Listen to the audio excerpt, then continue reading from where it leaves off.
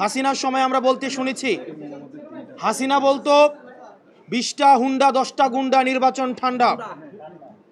আর আজকে রুমিন ফারহানা, যিনি হাসিনার কাছে ফ্ল্যাটের জন্য আবেদন করেছেন, যিনি হাসিনার পতনে সবচেয়ে বেশি আমার মনে হয় কষ্ট পেয়েছেন, সবচেয়ে বেশি কষ্ট পেয়েছেন, তিনি হচ্ছেন রুমিন ফারহানা।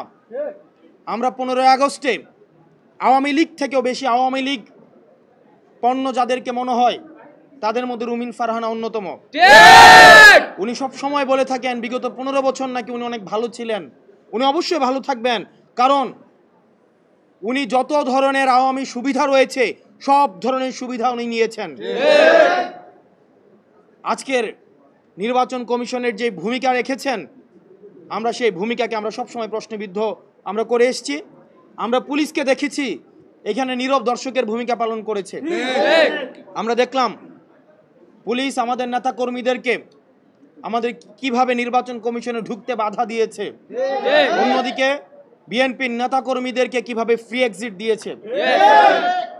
এবং এই নির্বাচন কমিশন কতিপয় পার্টির এটা পার্টি অফিস হয়ে গিয়েছে।